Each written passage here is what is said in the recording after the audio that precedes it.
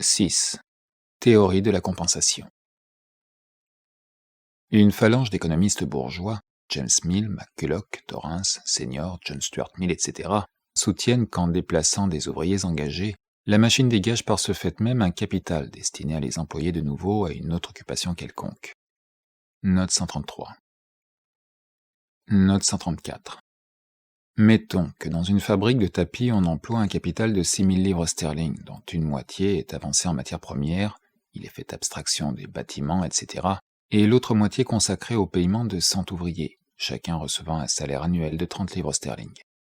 À un moment donné, le capitaliste congédie 50 ouvriers et les remplace par une machine de la valeur de 1500 livres sterling. Dégage-t-on un capital par cette opération ? Originairement, la somme totale de 6 000 livres sterling se divisait en un capital constant de 3 000 livres sterling et un capital variable de 3 000 livres sterling. Maintenant, elle consiste en un capital constant de 4 500 livres sterling, 3 000 pour matières premières et 1 500 pour la machine, et un capital variable de 1 500 livres pour la paye de 50 ouvriers. L'élément variable est tombé de la moitié à un quart du capital total. Au lieu d'être dégagé, un capital de 1 500 livres sterling se trouve engagé sous une forme où il cesse d'être échangeable contre la force de travail, c'est-à-dire que de variable, il est devenu constant. À l'avenir, le capital total de 6 000 livres sterling n'occupera jamais plus de 50 ouvriers, et il en occupera moins à chaque perfectionnement de la machine. Pour faire plaisir aux théoriciens de la compensation, nous admettrons que le prix de la machine est moindre que la somme des salaires supprimés, qu'elle ne coûte que 1 000 livres sterling au lieu de 1 500. Dans nos nouvelles données, le capital de 1 500 livres sterling, autrefois avancé en salaire, se divise maintenant comme suit. 1 000 livres sterling engagés sous forme de machine et 500 livres sterling dégagés de leur emploi dans la fabrique de tapis et pouvant fonctionner comme nouveau capital. Si le salaire reste le même, voilà un fonds qui suffirait pour occuper environ 16 ouvriers, tandis qu'il y en a 50 de congédiés. Mais il en occupera beaucoup moins de 16, car pour se transformer en capital, les 500 livres sterling doivent être en partie dépensés en instruments, matières, etc. En un mot, renfermer un élément constant, inconvertible en salaire. Si la construction de la machine donne du travail à un nombre additionnel d'ouvriers mécaniciens, serait-ce là la compensation des tapissiers jetés sur le pavé ? Dans tous les cas, sa construction occupe moins d'ouvriers que son emploi dans les places. La somme de 1 500 livres sterling, qui par rapport aux tapissiers renvoyés ne représentait que leur salaire, représente par rapport à la machine et la valeur des moyens de production nécessaires pour sa construction et le salaire des mécaniciens et la plus-value dévolue à leur maître. Encore une fois faite, la machine n'est à refaire qu'après sa mort, et pour occuper d'une manière permanente le nombre additionnel de mécaniciens, il faut que les manufactures de tapis, l'une après l'autre, déplacent des ouvriers par des machines. Aussi ce n'est pas ce dada qu'enfourchent les doctrinaires de la compensation. Pour eux, la grande affaire, c'est les subsistances des ouvriers congédiés. En dégageant nos 50 ouvriers de leur salaire de 1 500 livres sterling, la machine dégage de leur consommation 1 500 livres sterling de subsistance. Voilà le fait dans sa triste réalité. Couper les vivres à l'ouvrier, messieurs les ventrus appellent cela rendre des vivres disponibles pour l'ouvrier comme nouveau fonds d'emploi dans une autre industrie. On le voit, tout dépend de la manière de s'exprimer. Nominibus molir licet mala. On a bien le droit de pallier des mots, MAUX, avec des mots, MOTS. D'après cette doctrine, les 1 500 livres sterling de subsistance étaient un capital mis en valeur par le travail des 50 ouvriers tapissiers congédiés, et qui perd par conséquent son emploi dès que ceux-ci chôment, et n'a ni trêve ni repos tant qu'il n'a pas rattrapé, ouvrez les guillemets, un nouveau placement, fermez les guillemets, où les mêmes travailleurs pourront de nouveau le consommer productivement. Un peu plus tôt, un peu plus tard, ils doivent donc se retrouver, et alors il y aura compensation. Les souffrances des ouvriers mis hors d'emploi par la machine sont donc passagères, comme les biens de cette terre. Les 1 500 livres sterling, qui fonctionnaient comme capital vis-à-vis des tapissiers déplacés, ne représentaient pas en réalité le prix des subsistances qu'ils avaient coutume de consommer, mais le salaire qu'ils recevaient avant la conversion de ces 1 500 livres sterling en machine. Cette somme elle-même ne représentait que la quote-part des tapis fabriqués annuellement par eux qui leur était échue à titre de salaire, non en nature, mais en argent. Avec cet argent, forme monnaie d'une portion de leurs propres produits, ils achetaient des subsistances. Celles-ci existaient non pour eux comme capital, mais comme marchandises, et eux-mêmes existaient pour ces marchandises non comme salariés, mais comme acheteurs. En les dégageant de leurs moyens d'achat, la machine les a convertis d'acheteurs en non-acheteurs, et par ce fait, leur demande comme consommateurs cesse. Si cette baisse dans la demande des subsistances nécessaires n'est pas compensée par une hausse d'un autre côté, leur prix va diminuer. Est-ce là par hasard une raison pour induire le capital employé dans la production de ces subsistances à engager comme ouvriers additionnels nos tapissiers désœuvrés? Bien au contraire, on commencera à réduire le salaire des ouvriers de cette partie, si la baisse des prix se maintient quelque temps. Si le déficit dans le débit des subsistances nécessaires se consolide, une partie du capital consacré à leur production s'en retirera et cherchera à se placer ailleurs. Durant ce déplacement et la baisse des prix qu'il a produite, les producteurs de vivres passeront à leur tour par des inconvénients temporaires. Donc, au lieu de prouver qu'en privant des ouvriers de leur subsistance, la machine convertit en même temps celle-ci en nouveau fonds d'emploi pour ceux-là, l'apologiste prouve au contraire, d'après sa loi de l'offre et de la demande, qu'elle frappe non seulement les ouvriers qu'elle remplace, mais aussi ceux dont ils consommaient les produits. Les faits réels, travestis par l'optimisme économiste, les voici. Les ouvriers que la machine remplace sont rejetés de l'atelier sur le marché du travail, où ils viennent augmenter les forces déjà disponibles pour l'exploitation capitaliste.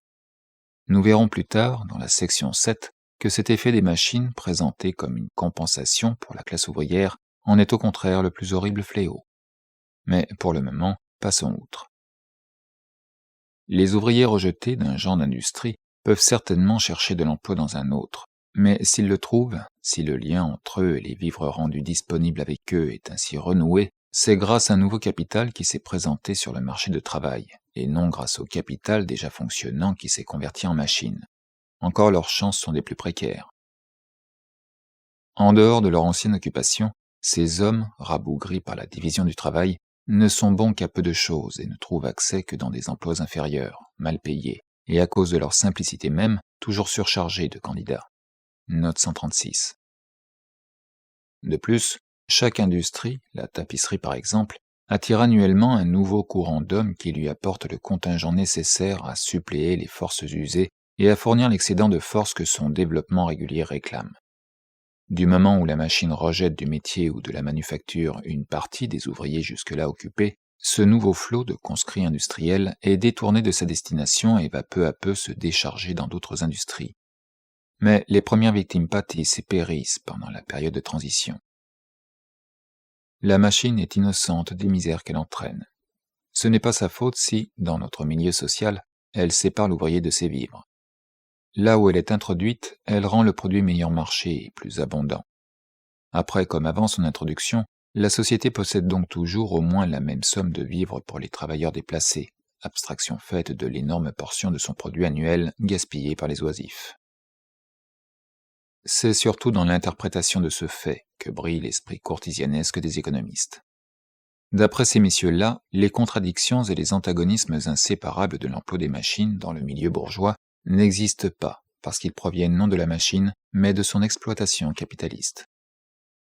Donc, parce que la machine, triomphe de l'homme sur les forces naturelles, devient entre les mains capitalistes l'instrument de l'asservissement de l'homme à ces mêmes forces, parce que, moyen infaillible pour raccourcir le travail quotidien, elle le prolonge entre les mains capitalistes, parce que, baguette magique pour augmenter la richesse du producteur, elle l'appauvrit entre les mains capitalistes, parce que...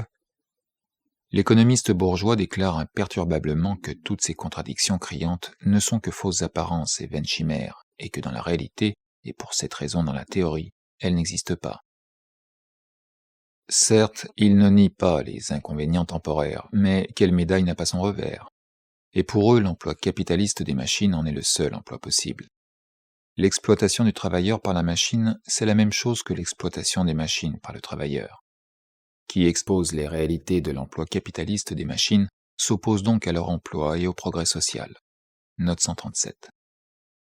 Ce raisonnement ne rappelle-t-il pas le plaidoyer de Bill Sykes, l'illustre coupe-jarret?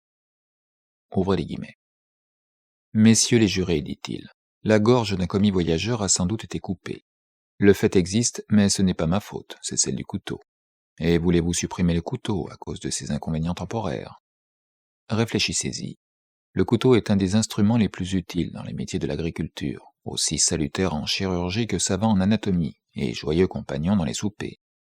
En condamnant le couteau, vous allez nous replonger en pleine sauvagerie. Note 138, fermez les guillemets. Quoiqu'elle supprime plus ou moins d'ouvriers dans les métiers et les manufactures où elle vient d'être introduite, la machine peut néanmoins occasionner un surcroît d'emplois dans d'autres branches de production. Mais cet effet n'a rien de commun avec la soi-disant théorie de compensation. Tout produit mécanique, un mètre de tissu exécuté au métier à vapeur par exemple, étant meilleur marché que le produit manuel auquel il fait concurrence, nous obtenons évidemment cette loi. Si la quantité totale d'un article produit mécaniquement reste égale à celle de l'article manuel qui la remplace, alors la somme totale du travail employé diminue.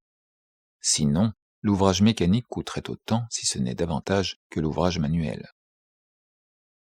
Mais en fait, la somme des articles fabriqués, au moyen des machines, par un nombre d'ouvriers réduit, dépasse de beaucoup la somme des articles du même genre fournis auparavant par le métier ou la manufacture. Mettons qu'1 million de mètres de tissu à la main soit remplacé par 4 millions de mètres de tissu à la mécanique. Ceux-ci contiennent 4 fois plus de matières premières, de laine par exemple, que cela. Il faut donc quadrupler la production de la laine. Quant aux moyens de travail proprement dits que le tissage mécanique consomme, tels que machines, bâtisses, charbon, etc., le travail employé dans leur production va s'accroître, suivant que s'accroît la différence entre la masse du tissu mécanique et celle du tissu manuel, qu'un ouvrier peut livrer en moyenne dans le même temps. Néanmoins, quel que soit ce surcroît de travail, il doit toujours rester moindre que le décroissement de travail effectué par l'usage de la machine. À mesure donc que l'emploi de machines s'étend dans une industrie, il faut que d'autres industries d'où elle tire ses matières premières, etc., augmentent leurs produits. Dans quelle proportion vont-elles alors augmenter le nombre de leurs ouvriers? Au lieu de l'augmenter, elles n'augmenteront peut-être que l'intensité et la durée du travail. Mais, celle-ci étant donnée, tout dépendra de la composition du capital employé, c'est-à-dire de la proportion de sa partie variable avec sa partie constante. Sa partie variable sera relativement d'autant plus petite que le machinisme s'est emparé davantage des industries qui produisent les matières premières, etc. Avec le progrès de la production mécanique en Angleterre, le nombre de gens condamnés aux mines de houille et de métal s'élève énormément. D'après le recensement de 1861, il y avait 46 613 mineurs, dont 73 545 au-dessous et 173 067 au-dessus de 20 ans. Parmi les premiers étaient 835 de 5 à 10, 30 701 de 10 à 15, 42 010 de 15 à 19 ans. Le nombre des ouvriers employés dans les mines de fer, de cuivre, de plomb, de zinc et autres métaux s'élevait à 319 222. Note 139. Les machines font éclore une nouvelle espèce d'ouvriers exclusivement voués à leur construction. En Angleterre, elles comptaient en 1861 à peu près 70 000 personnes. Note 140. Nous savons déjà que le machinisme s'empare de cette branche d'industrie sur une échelle de plus en plus étendue. Quant aux matières premières, note 141, il n'y a pas le moindre doute que la marche triomphante des filatures de coton a donné une impulsion immense à la culture du coton dans les États-Unis, stimulant à la fois la traite des nègres en Afrique et leur élève dans les Border Slave States. Note 142. En 1790, lorsque l'on fit aux États-Unis le premier recensement des esclaves, leur nombre atteignit le chiffre de 697 000. En 1861, il s'était élevé à 4 millions. D'un autre côté, il n'est pas moins certain que la prospérité croissante de la filature mécanique de la laine provoqua en Angleterre la conversion progressive des terres de labour en pacage, qui amena l'expulsion en masse des laboureurs agricoles rendus surnuméraires. L'Irlande subit encore dans ce moment cette opération douloureuse qui déprime sa population déjà réduite de moitié depuis 20 ans au bas niveau correspondant aux besoins de ses propriétaires fonciers et de messieurs les Anglais fabricants de laine. Si le machinisme s'empare de procédés préliminaires ou intermédiaires par lesquels doit passer un objet de travail avant d'arriver à sa forme finale, les métiers ou les manufactures où le produit mécanique entre comme élément vont être plus abondamment pourvus de matériel et absorberont plus de travail. Avec l'invention des machines à filer, les tisserands anglais chômaient souvent à cause de l'insuffisance de leurs matières premières, mais le filage mécanique du coton leur fournit les filets en telle abondance et à si bon marché que, vers la fin du dernier siècle et au commencement du nôtre, une famille de 4 adultes avec 2 enfants pour diviser en travaillant 10 heures par jour, gagnait 4 livres sterling en une semaine. Quand le travail pressait, elle pouvait gagner davantage. Note 143. Les ouvriers affluaient alors dans le tissage du coton à la main, jusqu'au moment où les 800 000 tisserands, créés par la Jenny, la mule ou le throstle, furent écrasés par le métier à vapeur. De même, le nombre des tailleurs, des modistes, des couturières, etc. alla en augmentant avec l'abondance des étoffes fournies par les machines, jusqu'à ce que la machine à coudre fit son apparition.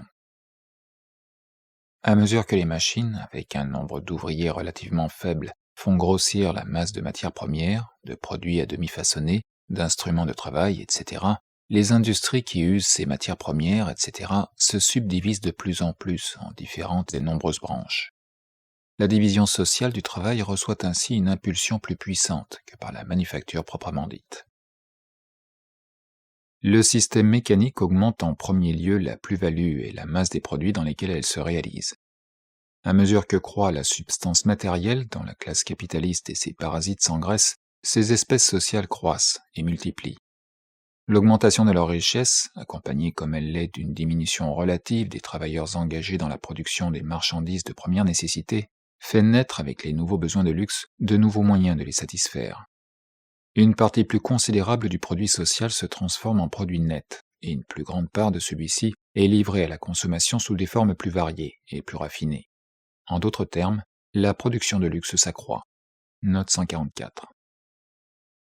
Le raffinement et la multiplicité variée des produits proviennent également des nouveaux rapports du marché des deux mondes créés par la grande industrie. On n'échange pas seulement plus de produits de luxe étrangers contre les produits indigènes, mais plus de matières premières, d'ingrédients, de produits à demi fabriqués provenant de toutes les parties du monde, etc., qui entrent comme moyen de production dans l'industrie nationale. La demande de travail augmente ainsi dans l'industrie des transports, qui se subdivise en branches nouvelles et nombreuses. Note 145. L'augmentation des moyens de travail et de subsistance et la diminution progressive dans le nombre relatif des ouvriers que leur production réclame poussent au développement d'entreprises de longue haleine et dont les produits, tels que canaux, docks, tunnels, ponts, etc., ne portent de fruits que dans un avenir plus ou moins lointain. Soit directement sur la base du système mécanique, soit par suite des changements généraux qu'il entraîne dans la vie économique, des industries tout à fait nouvelles surgissent, autant de nouveaux champs de travail. La place qu'ils prennent dans la production totale n'est pas cependant très large, même dans les pays les plus développés, et le nombre d'ouvriers qu'ils occupent est en raison directe du travail manuel le plus grossier, dont ils font renaître le besoin. Les principales industries de ce genre sont aujourd'hui les fabriques de gaz, la télégraphie, la photographie, la navigation à vapeur et les chemins de fer.